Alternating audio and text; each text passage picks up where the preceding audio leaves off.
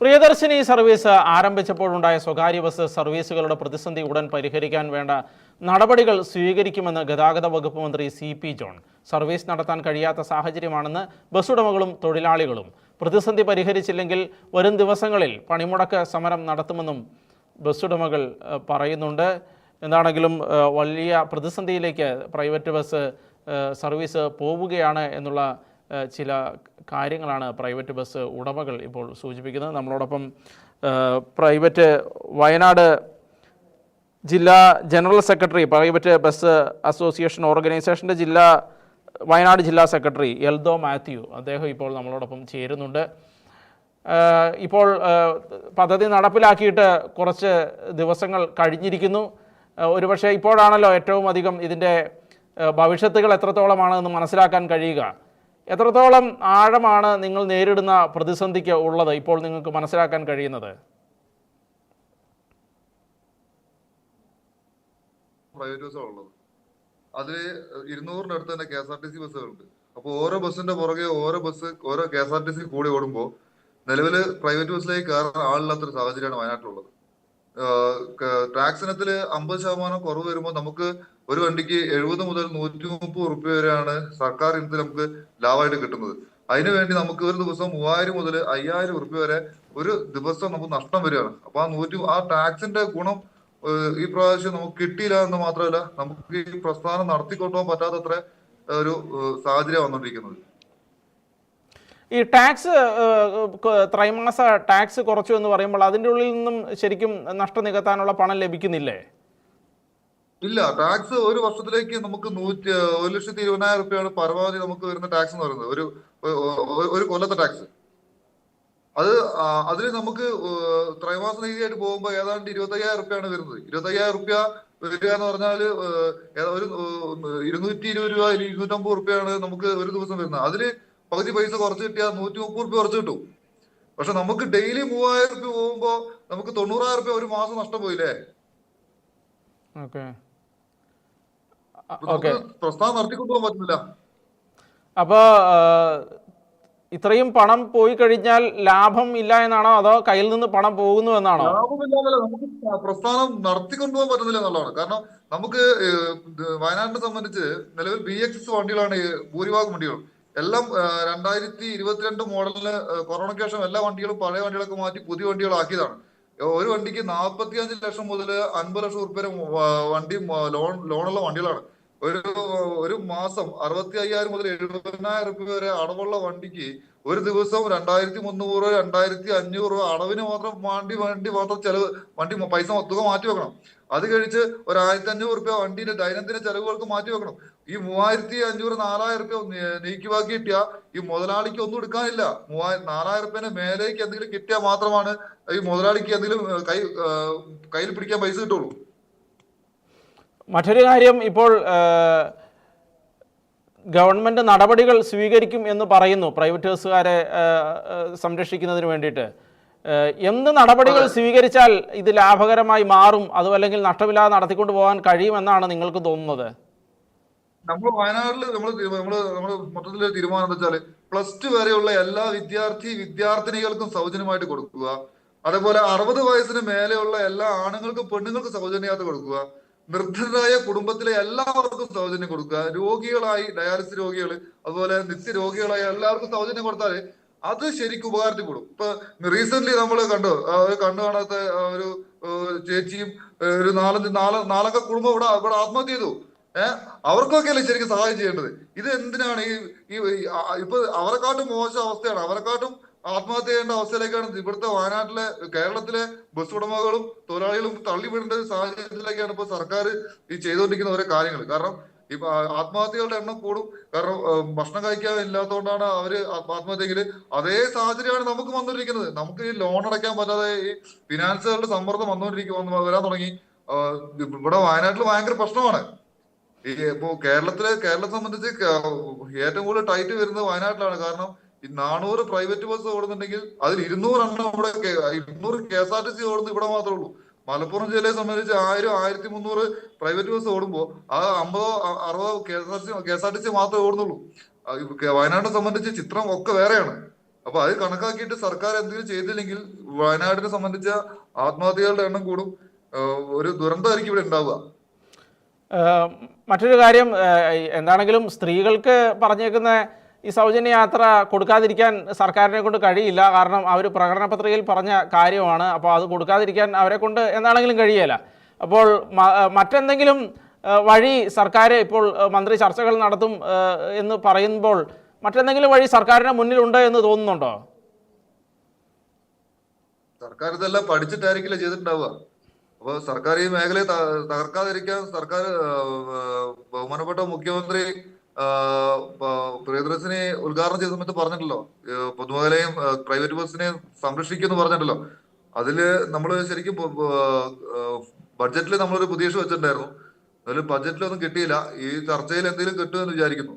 അല്ലെങ്കിൽ വേറെ വഴിയില്ല. അതാണ് നമ്മുടെ ഇവിടുത്തെ സ്ഥിതി. എന്നുവെച്ചാൽ ഇപ്പോൾ സർക്കാർ ഈ പദ്ധതി നടപ്പിലാക്കി ഇത്രയും നാൾ കഴിഞ്ഞു, കാര്യങ്ങളെല്ലാം ഇപ്പോൾ എല്ലാവർക്കും ബോധ്യപ്പെട്ടു. അങ്ങനെ വരുമ്പോൾ ഒരു പ്രതിവിധിയും ഇല്ലാത്ത അവസ്ഥയിലേക്ക് പ്രൈവറ്റ് ബസ് ഈ വാഹനം പോകുന്നു എന്നുള്ള ആ മേഖല പോകുന്നു എന്നാണ് നമുക്ക് മനസ്സിലാക്കാൻ കഴിയുക. അതെ, ഇത് ഒരു പ്രതിവിധിയില്ല. ഇത് കാരണം ഇത് ചെയ്തില്ലെങ്കിൽ നമുക്കിത് പിടിച്ചു നിർത്താൻ പറ്റില്ല. പിടിച്ചു നിർത്താൻ പറ്റുന്ന സാഹചര്യത്തിലേ നമുക്ക് ചെയ്യാൻ പറ്റുള്ളൂ. ഓക്കെ, ഇനി നിങ്ങൾ എന്ത് ഒരു ദിവസം പറഞ്ഞോളൂ. വരുമാനത്തിൽ വരുന്ന കുറവ് എന്ന് പറയുന്നത് 3000 മുതൽ 5000 ഉറുപ്പ വരുമാനം ഡെയിലി കുറവാ. ഡെയിലി കുറഞ്ഞ ഒരു 3000 വെച്ച് കൂട്ടിയാൽ പോലും മാസം 90,000 ഉറുപ്പ്യ കുറവല്ലേ. നമുക്കിത് നമ്മൾ ഈ ലോൺ എടുത്ത് ഓരോ സംരംഭം തുടങ്ങുന്നല്ലേ. ഇത് നമുക്കിത് ഒരാളുടെ വീട്ടിൽ നിന്ന് എടുക്കുന്നതിന് കയ്യിൽ നിന്ന് എടുക്കുന്നതിന് പരിധിയില്ലേ. ഇത് ദൈനംദിന ചെലവിനേക്കുള്ള ഈ അടവിന്റെ പൈസ, തേയ്മാനം, ബാക്കിയുള്ള ചെലവുകൾ മൊത്തം നമ്മൾ ഇതിന് വേറെ പുറമെ കാണണം. ഇത് വണ്ടി ഓടിക്കാൻ വേണ്ടി നമ്മൾ ഡെയിലി 3000 രൂപ കയ്യിൽ നിൽക്കാതെ പറഞ്ഞാൽ നടക്കുന്ന കാര്യമില്ല. നമുക്ക് അങ്ങനെ സർവീസ് നടത്താൻ പറ്റില്ല. നമുക്ക് ഏത് മേഖലയ്ക്കാണ് ചെയ്യാൻ പറ്റുക? ഈ ഒരു മേഖല അങ്ങനെ നടത്തിക്കൊണ്ടുപോകാൻ പൈസ വേറെ വേണം. പിന്നെ അതിന്റെ ബാധ്യതകൾക്ക് വേറെ പൈസ നമ്മൾ മാസം കണ്ടെത്തുക എന്ന് പറഞ്ഞാല് അത് പ്രാക്ടിക്കൽ ആയിട്ടുള്ള കാര്യമില്ല. നമുക്ക് ഒരു പ്രസ്ഥാനം പോലും അങ്ങനെ നടത്തിക്കൊണ്ടുപോകാൻ പറ്റില്ല. നഷ്ടത്തെ നമുക്ക് എത്ര കാലം നടത്തിക്കൊണ്ടുപോകാൻ പറ്റും? മറ്റൊരു കാര്യം, ഇനി ഏത് തരത്തിലുള്ള നടപടികളുമായിട്ടാണ് നിങ്ങൾ മുന്നോട്ട് പോകാൻ ഉദ്ദേശിക്കുന്നത്? നിലവില് 29-ാം തീയതി തിങ്കളാഴ്ച ഇന്നലെ ഇവിടെ വയനാട് ജില്ലയിൽ സ്വകാര്യ ബസ്സുകൾ സൂചനാ പണിമുടക്ക് നടത്തിയിട്ടായിരുന്നു. ഫുൾ സ്തംഭിച്ച് എല്ലാവരും, കാരണം എല്ലാ ഉടമകളും തൊഴിലാളികളും പങ്കെടുത്ത് കളക്ടറേറ്റ് മാർച്ച് നടത്തിയിട്ടുണ്ടായിരുന്നു. ധർണ എല്ലാം നടത്തി. 1-ാം തീയതി മുതൽ നാളെ മുതൽ എല്ലാ വണ്ടിയും G-ഫോം കൊടുത്ത്, ഇന്ന് തന്നെ G-ഫോം കൊടുത്ത് നാളെ മുതൽ എല്ലാ വണ്ടിയും അനിശ്ചിതകാലത്തേക്ക് നിർത്തിവെക്കാനാണ് തീരുമാനിച്ചിരിക്കുന്നത്. നിലവിൽ എന്റെ വണ്ടി ഓടുന്ന 4 വണ്ടിയിൽ 2 എണ്ണം നിലവിൽ ഓടുന്നില്ല, നിർത്തിയിട്ടേക്കാണ്. ഇത് അങ്ങോട്ട് കൊടുക്കണം. ഡെയിലി 2000 അങ്ങോട്ട് കൊടുത്താൽ മാത്രമേ വണ്ടി ഓടിക്കാൻ പറ്റുള്ളൂ. ആ വണ്ടിക്ക് എനിക്ക് 2500 രൂപ അടവുള്ള വണ്ടിയാണ്. അപ്പൊ അടവിന്റെ പൈസയും കാണണം. ഈ 2000 കൂടെ ഡെയിലി അങ്ങോട്ട് കൊടുക്കാൻ പറ്റും. ആ വണ്ടി 2 വണ്ടിയിൽ ഓടണ്ട എന്ന് പറഞ്ഞിട്ട് നിർത്തിയിട്ടേക്കാണ്. ഇതാണ് ഇവിടെ സ്ഥിതി. ഇപ്പൊ G-ഫോം കൊടുത്താലും കൊടുത്തില്ലെങ്കിലും ഇവിടെ എല്ലാ വണ്ടി നിൽക്കും. അത് നിൽക്കുന്നുള്ള ഗ്യാരണ്ടിയാണ്. അപ്പോൾ അങ്ങ് നേരത്തെ സൂചിപ്പിച്ചു പല ജില്ലകളിലും പല അനുപാതമാണ് എന്നുള്ളത്. അപ്പോൾ ഈ പല അനുപാതത്തിൽ പറഞ്ഞോളൂ, അങ്ങെന്താ പറയാൻ ഉദ്ദേശിച്ചേ? അത് പല ജില്ലയിലും അതായത് മലപ്പുറം ജില്ലയില് 1300 1400 വണ്ടി ഓടുന്നിടത്ത് അവിടെ ആകെ 90 വണ്ടികളുടെ അടുത്താണ് ആകെ ഉള്ളൂ. ഇവിടെ 400 വണ്ടി ഓടുന്നിടത്ത് 200 വണ്ടി എന്ന് പറയുമ്പോ അവിടുത്തെ അനുപാതം വെച്ചിട്ട് അവിടുത്തെ അത്ര ആളുകൾ ഇവിടെ ഇല്ല. അവിടുത്തെ അത്ര ജനസാന്ദ്രത ഇവിടെ ഇല്ല. ഇവിടെ കുറവാണ്. ഇവിടെ ആളുകളുടെ എണ്ണം കുറവാണ്. ആളുകളുടെ എണ്ണം കുറയുമ്പോൾ ഇവിടെ വണ്ടികളുടെ എണ്ണം കൂടുതലാണ്. അവിടെ ആളുകളുടെ എണ്ണത്തിലുള്ള വണ്ടി അവിടെ ഇല്ല. അപ്പോ അതിനുള്ള മാറ്റം ഇവിടെ കളക്ഷനിൽ വരില്ലേ. കാരണം ഒരു വണ്ടീന്റെ 2 വണ്ടീന്റെ ഇടയ്ക്ക് ഒരു KSRTC പോയി കഴിഞ്ഞാൽ ഓട്ടോമാറ്റിക്കായിട്ട് ഫ്രീ ഉള്ള ആൾക്കാർ മൊത്തം മാറി ഒരു വണ്ടിയിലേക്ക് കയറും. ആ വണ്ടിയിൽ കയറാൻ സ്ഥലമില്ലാതെ ഇന്നലെയൊക്കെ വണ്ടികളുടെ ടയർ പഞ്ചറായിട്ട് 2-3 വണ്ടിയിലേക്ക് വഴിക്കെടുക്കായിരുന്നു. അത്ര ലോഡാണ്. മറ്റൊരു കാര്യം, ഇപ്പോൾ അങ്ങ് സൂചിപ്പിച്ചു പ്രൈവറ്റ് ബസ്സുകൾ നഷ്ടത്തിലായത് നിർത്തിയിടേണ്ട അവസ്ഥയാണ് എന്നുള്ളത്. അങ്ങനെ നഷ്ടത്തിലുള്ളത് നിർത്തിയിടേണ്ട അവസ്ഥ വന്നു കഴിഞ്ഞാൽ ജനങ്ങൾ അത് പ്രശ്നമാവുകയും കൂടുതൽ KSRTC ബസ്സുകൾ വീണ്ടും അനുവദിക്കേണ്ട അവസ്ഥയുണ്ടാവുകയും ചെയ്യുമ്പോൾ അത് പെർമനൻ്റായിട്ട് പ്രൈവറ്റ് മേഖലയ്ക്ക് ഒരു ദോഷകരമായി ബാധിക്കും എന്നുള്ളൊരു സാഹചര്യം ഉണ്ടാവില്ലേ? ഇത് KSRTC അനുവദിച്ചാൽ സ്ത്രീകൾ കുറെ കയറും, പിള്ളേർ കയറുന്നല്ല. നമുക്കിതിപ്പോ ഇത് ഓടിയിട്ടും കൈ നടത്തിക്കൊണ്ടോ പറ്റണ്ടേ? ഇത് KSRTC കുറെ കയറി എന്ന് പറഞ്ഞാൽ നമുക്ക് നടത്തിക്കൊണ്ടോ പറ്റണ്ടേ? ഞാൻ ഇപ്പൊ നിലവിൽ ഇവിടെ ഒരു ദിവസമാണ് ഇപ്പൊ ഇന്നലെ സൂചന സമയം നടത്തിയത്. എന്റെ വണ്ടി നിർത്തിയിട്ട് ഇപ്പൊ ഇന്നത്തേക്ക് 5-ാമത്തെ ദിവസമാണ്. നിർത്തിയിട്ടേക്കാണ്. ഓക്കെ. ഇത് വണ്ടി KSRTC ഓടിയാലും ഇപ്പൊ നമുക്ക് എന്ത് സംഭവിക്കാനാ? നമ്മൾ വണ്ടി നിർത്തിയില്ല, ഒരു ഓപ്ഷൻ അല്ല. ഓക്കെ. നമ്മൾ ഈ അടവിന്റെ പൈസ നിലവില് ഫിനാൻസ് എന്നൊക്കെ വിളി തുടങ്ങി. കഴിഞ്ഞ മാസം കഴിഞ്ഞ 30-ാം തീയതി അടവടക്കേണ്ടായിരുന്നു, വിളി തുടങ്ങിപ്പോ. ഓക്കെ. അടവിന്റെ കാര്യമായിട്ട് അടവ് തെറ്റി വിളി തുടങ്ങി. ഈ സമരം കൊണ്ട് എത്രത്തോളം എന്തെങ്കിലും ചർച്ചകൾ നടത്താമെന്ന് ഉള്ള സംവിധാനത്തിലേക്കോ എന്തെങ്കിലും ഒരു പ്രയോജനം ഉണ്ടായതായി തോന്നുന്നുണ്ടോ? ഇന്ന് ഉച്ചയ്ക്ക് 2 മണിക്ക് ADM ചർച്ചയ്ക്ക് വിളിച്ചിട്ടുണ്ട്. ഓക്കെ. എന്തെങ്കിലും ഒരു എന്താണെന്ന് അറിയില്ല. പ്രതിവിധി ഉണ്ടാവുമെന്ന് തോന്നുന്നുണ്ടോ? ADM ചർച്ചയ്ക്ക് വിളിച്ചിട്ടുണ്ട്. സർക്കാരിലേക്ക് എന്തെങ്കിലും നിവേദനം കൊടുക്കുമായിരിക്കും. കാരണം അദ്ദേഹത്തിന് വയനാട്ടിലെ കാര്യം അദ്ദേഹത്തിന് അറിയാലോ. നിങ്ങൾ എന്താണ് ആവശ്യങ്ങൾ ചർച്ചയിൽ എന്തെങ്കിലും ഉന്നയിക്കാൻ ഉദ്ദേശിച്ചിട്ടുണ്ടോ? നമ്മള് നിലവില് ഒരു വയനാടിനെ സംബന്ധിച്ച് പറയുകയാണെങ്കിൽ ബത്തേരി കൽപ്പറ്റ, ബത്തേരി താളൂർ, ബത്തേരി മാനന്തവാടി, കൽപ്പറ്റ മാനന്തവാടി, കൽപ്പറ്റ വൈത്തിരി, അങ്ങനെയുള്ള പ്രധാന ചില റൂട്ടുകളിലേക്ക് മാത്രമാണ് കുറെ KSRTC കൊടുത്തത്.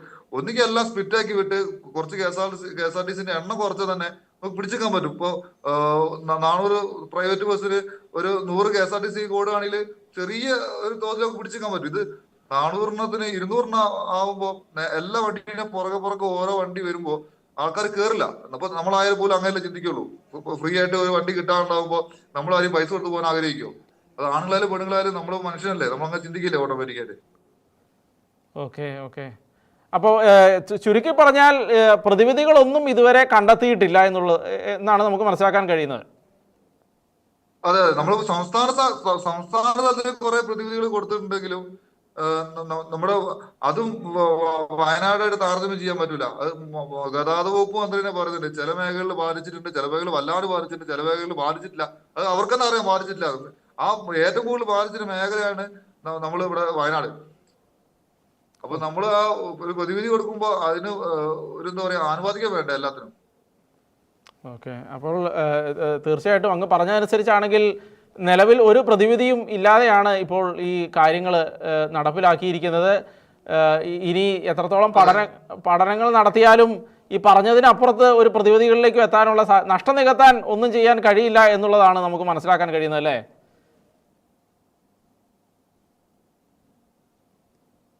ഹലോ, അങ്ങേക്ക് കേൾക്കാമോ? എങ്ങനെ?